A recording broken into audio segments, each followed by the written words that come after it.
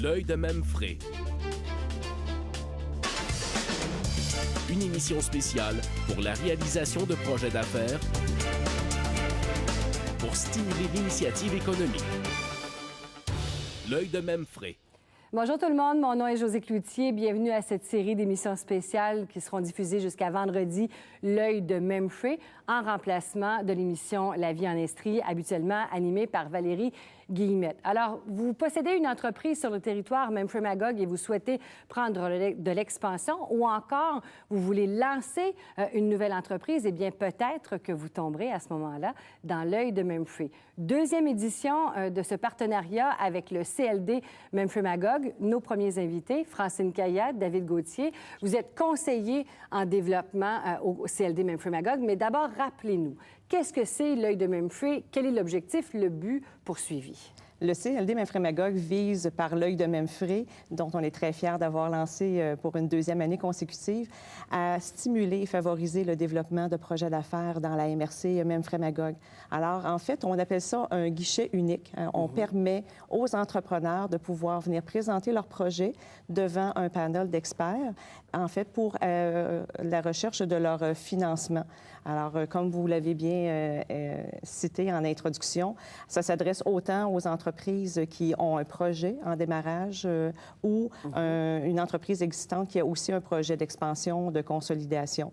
Aussi, les projets d'achat d'entreprise sont aussi là, admissibles. Est-ce qu'on parle de petits projets, de gros projets? Parce que, quand même, à la base, se lancer en affaires, c'est tout un défi, là.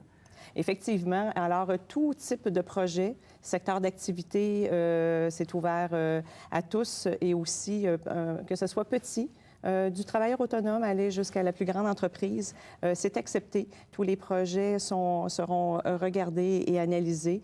Ils ont tous chacun leur valeur dans la région et on y accorde une grande importance. Et apporte une valeur ajoutée justement à la région. Déjà, la première édition avait suscité tout un engouement. Première édition de l'œil de Memphrey, 44 projets qui avaient été soumis pour des retombées économiques potentielles, disons-le, de 9 millions de dollars. Cette année, on s'attend à quoi, exemple? On s'est fixé un objectif de 5 millions, qui est le chiffre qu'on aimerait atteindre pour cette année. Donc, c'est ce qu'on vise. C'est beaucoup, 5 millions. Quel genre de projet on a soutenu financièrement l'an dernier? Ça va autant dans le domaine agro-touristique, au niveau manufacturier, travailleurs autonomes dans le domaine des services. C'est assez large, là, finalement, comme secteur d'activité. Moi, je souhaite me lancer en entreprise. J'hésite peut-être, mais peut-être que l'œil de Memphrey, justement, me permettra d'avancer, d'aller un peu plus loin. Qu'est-ce que je peux faire pour séduire, justement, le panel dans le but que mon projet, éventuellement, soit retenu? Quel genre de critères, justement, on analyse? Finalement, ce qu'on regarde, c'est l'ensemble du projet. C'est sûr que, bon, le promoteur, son profil, ses expériences, son vécu est regardé en tant que tel. Le projet, le potentiel du projet, le marché aussi va être regardé. La structure de son entreprise aussi. Effectivement, c'est sûr que, bon, on tient en compte aussi, bon, l'investissement personnel du promoteur en termes, bon, de mise de fonds et tout ça. C'est sûr qu'il y a différentes formes d'aide qui peuvent être apportées, même si quelqu'un n'a pas nécessairement de base suffisamment les fonds pour avancer. Justement, on est là pour les appuyer et ils peuvent aller chercher l'aide possible et le financement complémentaire aussi pour pouvoir réussir à réaliser leur projet. On parle de services aux entreprises. Maintenant, comment on les accompagne, ces gens-là? Qu'est-ce qu'on leur offre comme service directement?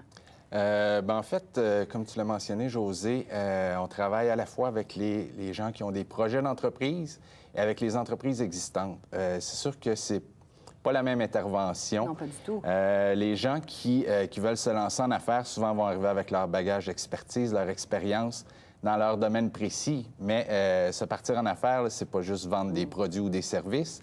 C'est aussi la gestion financière, c'est aussi la planification stratégique, c'est des obligations légales. Donc, c'est un peu là qu'on les accompagne. Quand on travaille avec les entreprises existantes, souvent, ce qu'on va observer, c'est que l'entrepreneur est pris beaucoup dans les opérations quotidiennes. Donc, on essaie de les faire sortir un peu. C'est important d'avoir une vision à court terme, mais à moyen terme et long terme aussi. Donc, on leur fait prendre un peu de recul pour essayer d'avoir une vue d'ensemble de leur entreprise. Donc, il n'y a pas une relation qui est pareille. C'est notre défi à nous, c'est de s'ajuster en fonction des besoins, mais en fonction des personnalités aussi. Mais c'est un peu angoissant parfois. Hein? On a une bonne idée, mais entre l'idée et la commercialisation de notre idée, il y a tout un monde, là. Et c'est là qu'on intervient comme CLD. Oui, effectivement.